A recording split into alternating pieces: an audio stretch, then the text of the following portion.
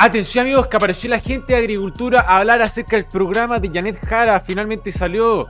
Vamos a ver si tiene 7 páginas. Porque ella tenía que fijar cuál era la posición que va a tomar entre sectores tan complejos, entre diferencias tan complejas que al interior de la coalición. Oye, se unió al panel, pero voy a seguir la palabra con la Cami. Bienvenido, candidato a senador por Atacama, tremendo amigo también, Giovanni Calderón. Muy buenos días. Muchas gracias. De que dijeron que en realidad habían presentado un programa en el marco de la elección primaria, algo que parece bastante irrisorio por el contenido que tenía, pero no sé, Camila, ¿cómo lo ves tú? ¿Cuáles son aquellos elementos que ves más débiles de esta presentación de Jara? A ver, primero tuvieron que hacerlo porque algunos próceres de la izquierda, ¿cierto?, de la centroizquierda comenzaron a hacer pataleta porque no tenían programa. Está el senador Huenchumilla, que armó una gran pataleta porque no había programa, en fin. Casi me censuran la cuenta de Facebook por decir que el programa es el de la primera convención constituyente. Casi me bajan la cuenta de Facebook por decir eso. El programa, yo diría, como bien dice Gabriel, es algo bien estándar como para cumplir, con algunos que otros matices que son interesantes de analizar y con los cuales uno finalmente pudiese concluir que quien ganó el gallito de las cosas, sobre todo que generaban más debate o divergencia, son el Partido Comunista. Sueldo vital, aborto. Sueldo vital, que era una de las más sentidas aspiraciones que tenían, ¿cierto?, desde la CUT, y todo el programa, digamos, originario, el que realmente representa esas 7 páginas cuando Janet Jara fue candidata a la primaria, que hizo el hijo de Lautaro Carmona, que ya está fuera del comando, ¿cierto? Y donde también se incorporaba dentro de ese programa el tema del aborto libre. Y la nacionalización del cobre. Claro, al menos en el de la primaria lo del cobre y el hito estaba. Tan ridículo el aborto libre que literalmente puedes acabar con la vida de tu hijo un segundo antes de que nazca. O sea, ¿por qué no lo pueden matar un segundo cuando nace, pero lo pueden matar un segundo antes? Ahora entiendo que no lo tocan en el programa final.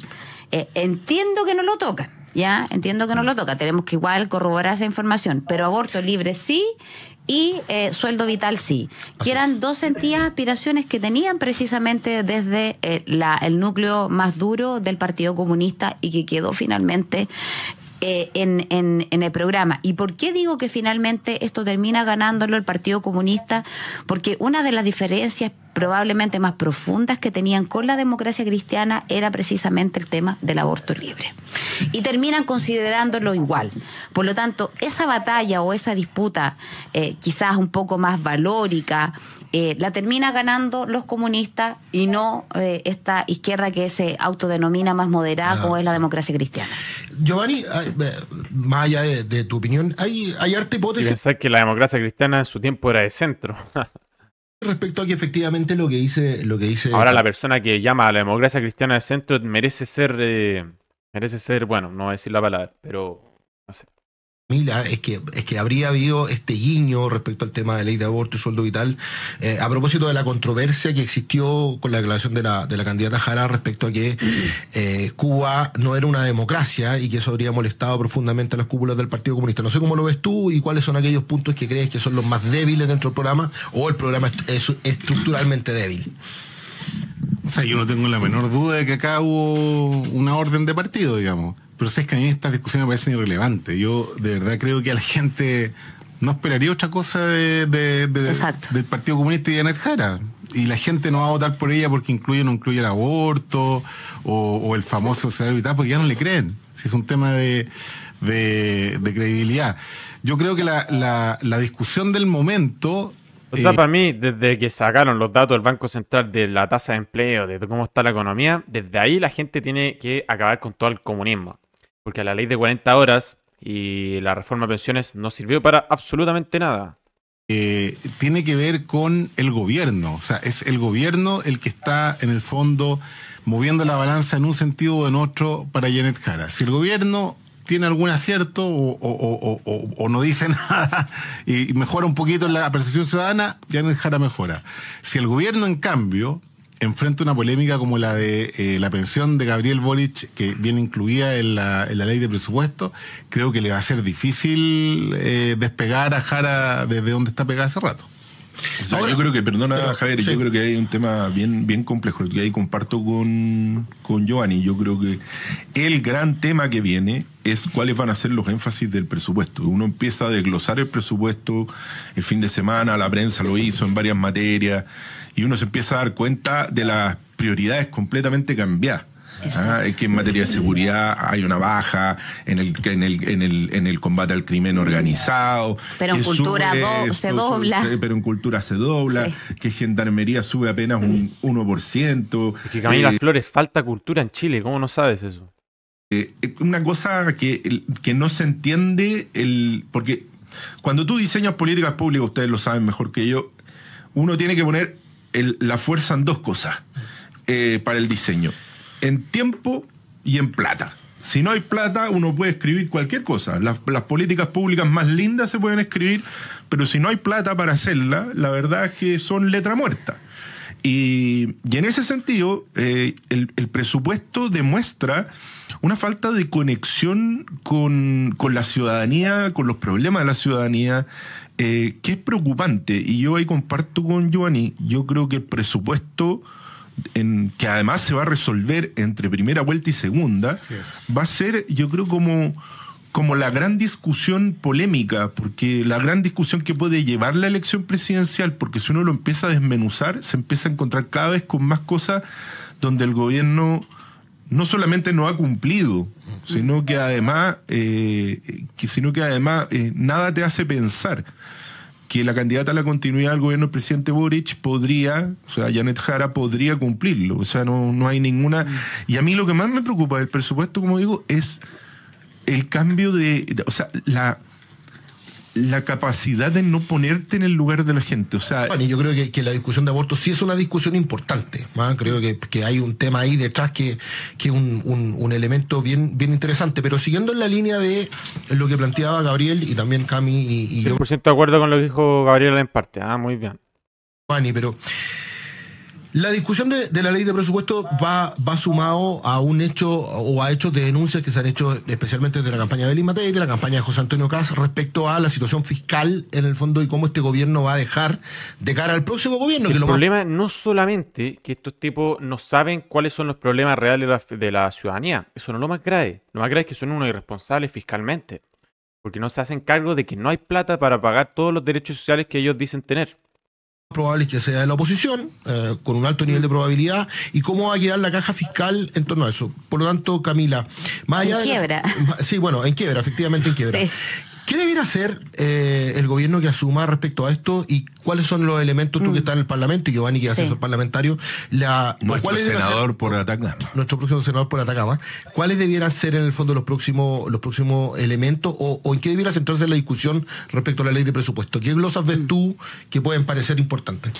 Mira, yo creo que el próximo gobierno, cuando llegue, cualquiera sea de los tres candidatos de derecha que pueda llegar a ser presidente de la República, se va a encontrar con un panorama más sombrío todavía de lo que hoy día conocemos mediante ciertos trascendidos por la prensa. Cuando lleguemos, cuando se instalen los ministros, los jefes de servicio, cuando estén los directores, o sea, cuando estemos ahí in situ, realmente yo creo que nos vamos a dar cuenta del daño, del deterioro y de lo profundo que es, sobre todo en materia económica, el desastre que nos está dejando este gobierno. Recién ahí. Dicho eso, Javier, nosotros tenemos que ser hoy día como oposición. Exactamente. Especialmente duros con la tramitación de la ley de presupuesto y no dejar pasar ni una. ¿En qué sentido lo digo? En que, bien lo decía Gabriela Lemparte, en materia de seguridad no se crece, en materia de salud. De salud es una cosa horrorosa en materia de salud. Nosotros que representamos con Giovanni o vamos a representar como senadores, con la ayuda de Dios, así espero, regiones distintas a la región metropolitana, el drama que se vive en salud es brutal. Y por cierto que ahí, o sea, al menos en el caso ahí de la también me dejan muchos comentarios en TikTok, en otras redes sociales, que efectivamente es como dice señora Flores, que la salud no hay personal, según lo que me dicen. De Valparaíso, el presupuesto asignado para salud no alcanza ni siquiera para cubrir el próximo año, ni siquiera para el año completo. Dicho eso, yo creo que nosotros tenemos que ser muy duros desde cosas que quizás pueden ser simbólicas, en lo monetario quizás no tan importante porque no es tanta plata, pero sí la simbología. Por ejemplo, dejaron en una glosa sin discusión, donde los parlamentarios no podemos más que simplemente aprobar todo lo que tiene que ver con la dieta que va a ser asignada a Gabriel Boric a contar del próximo mes de abril del próximo año, cuando deje de ser presidente de la República, 151 millones de pesos a contar de los 40 años. Oh. Dejaron una glosa especial donde finalmente nosotros como O sea, parlamentarios estar ganando algo así como 10 palos al mes, increíble. simplemente ¿Por qué no me dan los 10 palos a mí mejor? tenemos que ver que ahí viene, no podemos hacer nada. Y eso es una falta de respeto tremenda. Entonces, claro, alguien me podrá decir, oye, pero son 150 millones de pesos, pero es lo simbólico de esto, Sí. de dejarlo ahí, Sí, claro. amarrado, Dejarlo donde tú amarrado. no puedes hacer nada. Entonces yo creo que nosotros tenemos Wow. que ir en una posición así de clara. Yo prefiero perder este presupuesto. ¿Qué pasa si rechazamos la ley de presupuesto? ¿Qué pasa si nos alcanzan los votos Bueno, para... dejámoslo hasta ahí, pero bueno, muchos comentarios que hacer. Primero, decir que el señor Boric, claro, se va a estar retirando a los 38, 39 años. Y es que realmente ha hecho algo por Chile, sinceramente, porque claro, él ha estado en contra de todas las tradiciones chilenas. Ha estado literalmente en contra de seguir los protocolos. ¿Por qué nosotros tenemos que seguir el protocolo con él? El protocolo de darle la plata, qué sé yo, el sueldo vitalicio al presidente. Y él rompe protocolos, ¿por qué nosotros no? Comentario número 1. Comentario número 2. El presupuesto tiene que verlo efectivamente los diputados. No pueden ser irresponsables. Acá también la culpa la tiene la pseudo derecha cobarde, la derechita cobarde, como dicen. La tienen ellos también, porque, o sea, ellos están viendo el presupuesto. Y son, o sea, hay dos problemas con el presupuesto. Uno, que el gobierno no está viendo cuáles son los problemas reales que tenemos nosotros los ciudadanos, que sí lo ve la derecha, eso hay que decirlo. Pero segundo, esto no es ni de derecha ni izquierda. O sea, solamente, digamos, las extremas derechas, como dice la gente, los periodistas, son los únicos responsables fiscalmente. Y eso es lo más grave de todo.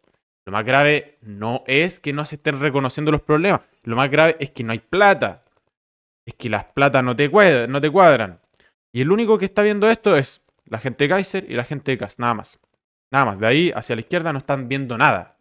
La señora Matei intenta verlo con 2.000 millones de dólares, pero no. No te alcanza.